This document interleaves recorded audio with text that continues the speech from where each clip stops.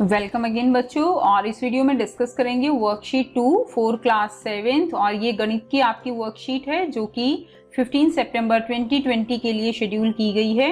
और बच्चों इस वर्कशीट में हम जानेंगे आंकड़ों के संग्रह के बारे में। तो आपने लास्ट वर्कशीट में पढ़ा था कि आंकड़े क्या होते हैं। आंकड़े तथ्यों का एक संग्रह है, जैसे कि संख्या हो सकती है, शब्द हो सकते हैं, माप, अवलोकन या चीजों का विवरण हो सकता है। अब यदि हम अपने मित्रों की रुचि किसी विषय में, उनके अंक, उनकी पसंदीदा पोशाक, प्रिय खेल या किस महीने में उनका जन्मदिन आता है जानना चाहते हैं, तो हम अपनी जरूरत के अनुसार विशेष जानकारी के लिए आंकड़ों का संग्रह करते हैं। तो हम कोई भी विषय हो सकता है जिसके लिए हम आंकड़ों का संग्रह कर सकते हैं अपनी जरूरत के अनुसार। तो अब देखिए, आओ आंकड़े एकत्रित करें। तो हम इसमें कुछ आंकड़े जो है यहाँ पर एकत्रित करेंगे।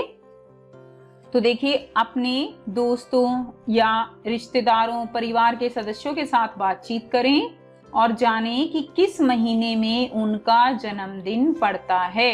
ठीक है, तो किस महीने में उनका जन्मदिन पड़ेगा वो आपको देखना है। कम से कम 15 या उससे अधिक आप अपनी इच्छा के अनुसार जो है अपने परिवार या दोस्त या कोई भी जो सदस्य हैं उनके आप जो है ले सकते हो आंकड़े। इन आंकड़ों की मदद से निम्नलिखित तालिका को पूरा करें। अब देखिए, आप जो है यहाँ पर हमने लिख दिया महीने का नाम, यहाँ पर लिख दिया व्यक्तियों की संख्या। तो मान लीजिए आप जो आंकड़े एकत्रित कर रहे हो, जनवरी में मान लीजिए 3 जो है आपकी फ्रेंड्स जो है या जिन भी व्यक्तियों को आप पूछ रहे हो, 3 का बर्थडे जो है जन्मदिन वो कब आता है, जनवरी में। 2 का मान लीजिए फरवरी में। मार्च में कितने का आ रहा है, मान लीजिए 4 का। अप्रैल में 5, मई में 6, जून में 1, ठीक है, जुलाई में 2 का आ रहा है, अगस्त में 7 का आ रहा है, सितंबर में जो है आप मान लीजिए 3 का आ रहा है, अक्टूबर में 2, नवंबर में 1, दिसंबर में मान लीजिए 2। तो बच्चों ये क्या हो गए, ये आपके पास आंकड़े इकट्ठे हो गए।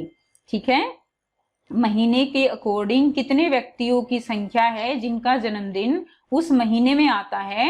तो इस तरह से आप महीने और व्यक्तियों की संख्या के आंकड़े इकट्ठे कर सकते हो। ठीक है, अब देखिए, अतः आंकड़ों का संग्रह आंकड़ों से आवश्यक विशिष्ट जानकारी को प्राप्त करने के लिए ध्यान में रखते हुए किया जाता है। ओके, अब आगे देखते हैं। उदाहरण दिया गया है, 7वीं कक्षा के 20 छात्र हैं और उनकी रुचि इस प्रकार है। रुचि क्या है, पढ़ना। कितने छात्रों की संख्या, 6 छात्रों की संख्या। ठीक है, देखिए यहाँ पर पढ़ने के लिए हम क्या दिखा रहे हैं, आर यानी रीडिंग। ओके, लिखने के लिए क्या दिखाया गया है, राइटिंग। ओके, गायन के लिए सिंगिंग यानी एस। अब देखिए यहाँ पर 7वीं कक्षा के 20 छात्रों की जो है रुचि दी गई है। तो आपको क्या करना है, आर यानी जो जितने बच्चों की रुचि पढ़ने में है वो गिनने हैं। देखिए 1, यहाँ पर देखिए ये 1, 2, 3, 4, 5 और ये 6। तो 6 बच्चों की रुचि जो है वो किसमें है, पढ़ने में है। इसी तरह लिखने में क्या हो गई, 1, 2, 3, 4, 5। तो 5 बच्चे आ गए। गायन में कितने बच्चों की है, तो देखिए गायन में 9 बच्चों की है। तो आप एस जो है यहाँ से गिनती कर लीजिए, टोटल कितने होंगे, 9। तो कुल कितने हो गए, 20 छात्र हो गए। तो ये आपके पास अपनी क्लास के 20 छात्रों की रुचि के अनुसार आंकड़े इकट्ठे हो गए। अब यहाँ पर हम देखेंगे कि कुछ जो है क्वेश्चन दिए गए हैं, तो उनका अभ्यास आपको यहाँ पर करना है बच्चों।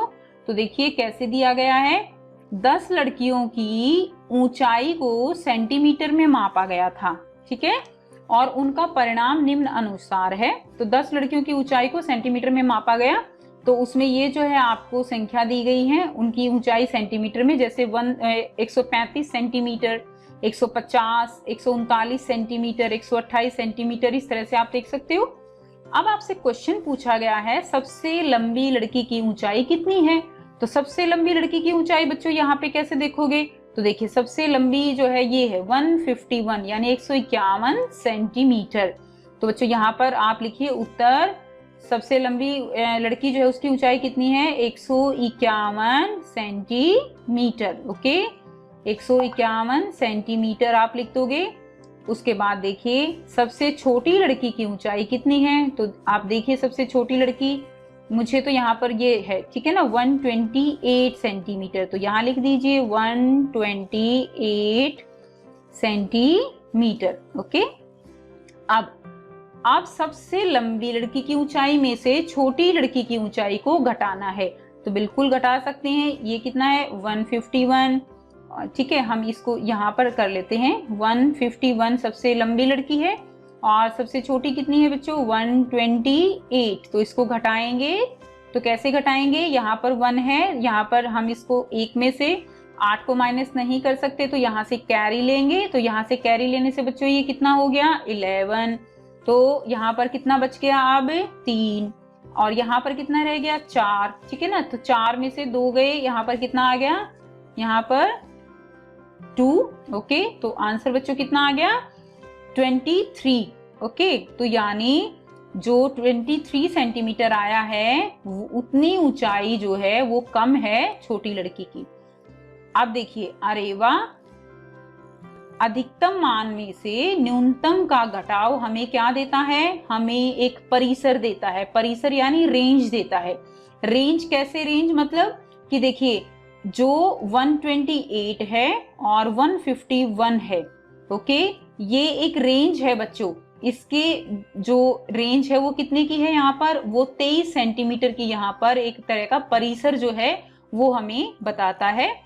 यानी परिसर क्या होगा, कोई भी अधिकतम मान, उसमें से अगर हम न्यूनतम मान घटा देंगे तो हमें उसका एक क्या मिल जाएगा, एक परिसर जो है वो हमें मिल जाएगा अधिकतम मान में से न्यूनतम मान को घटाने से। तो बच्चों ये थी आज की वर्कशीट। आई होप आपको वर्कशीट क्लियर है। फिर भी अगर कोई प्रॉब्लम है तो आप बच्चे कमेंट करके पूछ सकते हो। कमेंट करके बताइए वीडियो कैसी लगी। अच्छी लगी तो लाइक शेयर जरूर कीजिए, चैनल को सब्सक्राइब कीजिए, एंड थैंक्स फॉर वॉचिंग।